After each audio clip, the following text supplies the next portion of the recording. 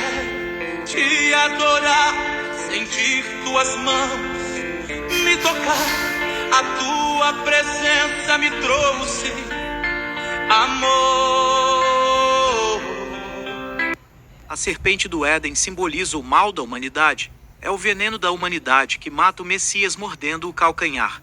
A cabeça da serpente foi esmagada quando o Messias ressuscitou. Isso simboliza que o domínio do mal terá o seu fim quando as comunidades cristãs copiar a atitude da igreja primitiva. Os espíritos dos mártires da igreja primitiva virá com o Senhor e habitará nas pessoas dessa segunda igreja que está copiando a igreja primitiva.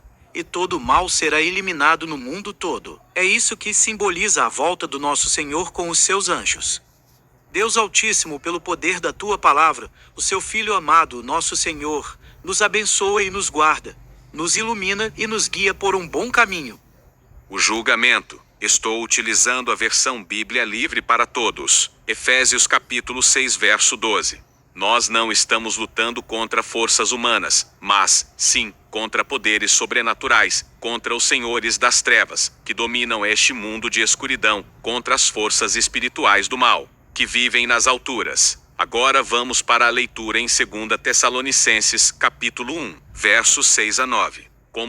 Como Deus faz o que é justo, Ele irá tratar aqueles que lhes causam sofrimentos como merecem. Ele os libertará de todos os sofrimentos, e a nós também.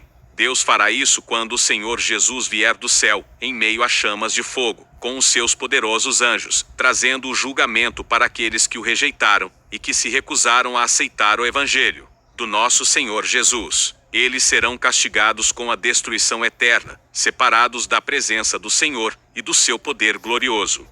Julgamento é o ato que Deus realizou em Jesus Cristo e continua a realizar através de todos aqueles que dão o testemunho de Jesus, manifestando a justiça e a vida querida por Deus. Esse julgamento desmascara a verdade de cada um e produz separação, fazendo que cada um sofra as consequências da escolha que dirigiu sua vida e ação. Os que viveram, lutaram e sofreram pela justiça e pela vida, serão declarados dignos de possuir o reino de Deus. Aqueles que resistiram a Deus e ao Evangelho, preferindo a injustiça e a morte, e perseguindo Jesus e suas testemunhas, serão excluídos do reino para sempre. Vamos continuar a leitura em 2 Tessalonicenses 2, versos 9 a 12. Ele, o perverso, vem para fazer o trabalho de Satanás, com todos os tipos de poderes, operando milagres e realizando coisas incríveis, mas que são apenas demonstrações falsas. Usando todo tipo de truques malignos, ele engana todos os que se encontram em seu caminho e os leva para a destruição, pois tais pessoas se recusaram a amar a verdade para serem salvas. Por isso, Deus lhes permite serem iludidas e acreditarem na mentira. Observe. A mentira, nesse contexto, certamente significa a mentira fundamental sobre a natureza e o caráter de Deus que o inimigo contou. Isaías 14 e Ezequiel 28. O qual até mesmo afirma ser Deus. Confira o verso 4. Ele é o inimigo de Deus e, orgulhosamente, será contra tudo que é considerado divino e contra tudo que é adorado. Ele até mesmo se colocará no templo de Deus, afirmando ser Deus. Em termos do envio de Deus dessa desilusão, observe que, nas Sagradas Escrituras, Deus fala frequentemente sobre causar algo, ou seja, o que ele não evitou é como se causasse. Assim, todos os que não confiaram na verdade serão condenados, pois eles preferiram acreditar naquilo que é falso. Agora vamos para a leitura em Efésios 2 versos 1 a 10. Antigamente, vocês estavam mortos em seus pecados e más ações, vivendo de acordo com os caminhos do mundo, sob o controle do diabo, cujo espírito está trabalhando naqueles que desobedecem a Deus. Todos nós já fomos assim, com nosso comportamento sendo determinado pelos desejos da nossa natureza humana pecadora e do nosso modo maligno de pensar. Como qualquer outra pessoa, por causa dessa natureza, éramos pessoas que deveriam sofrer o castigo de Deus. Mas Deus, em sua grande misericórdia, por causa do imenso amor que sente por nós, mesmo enquanto estávamos mortos em nossos pecados, nos fez viver juntamente com Cristo. A fé que vocês têm nele os salvou. Ele nos ressuscitou com Cristo, e em Cristo Jesus nos acolheu no céu ao seu lado. Assim, Deus demonstrou a grandeza da sua graça ao nos revelar a sua bondade por meio de Cristo Jesus por toda a eternidade que está por vir. Pois vocês são salvos pela graça ao crer nele. Isso não vem de vocês, mas é um presente de Deus. A salvação não tem nada que ver com esforços humanos. Então, não se sintam orgulhosos. Nós somos o resultado do que Deus faz, criados em Cristo Jesus para fazer o bem, que Deus já planejara para que o fizéssemos. O nosso Senhor não é apenas um Deus nacional. Pelo contrário, Ele é o Rei e o Juiz de toda a história. Com sua presença e ação, Ele dirige os acontecimentos para realizar o seu projeto, uma nova humanidade, onde reinem a justiça e a fraternidade.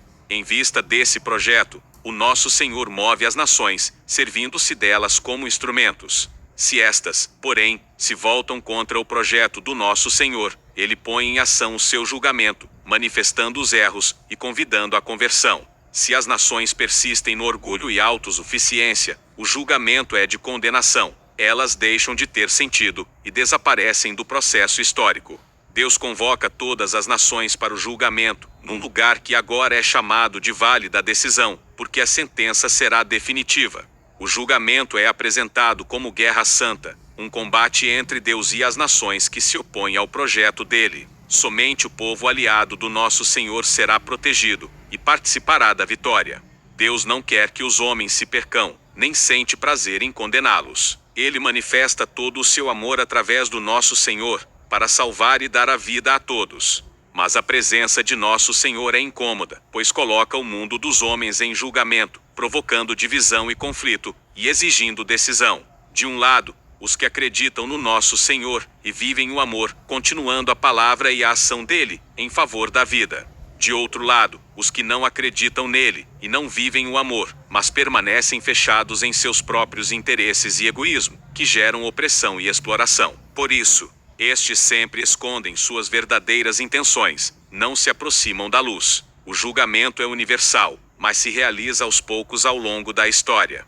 Assim como Deus agiu no passado, Ele age no presente e vai agir no futuro para julgar o mal e instaurar o bem.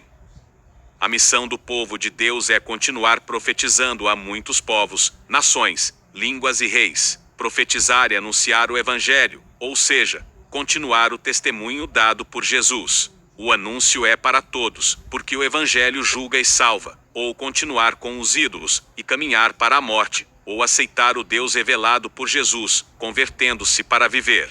O juízo final nada mais é do que a conclusão natural de uma escolha de vida. Porque viver segundo os instintos egoístas leva para a corrupção e para a morte, e viver segundo o Espírito ou segundo o amor conduz à vida eterna.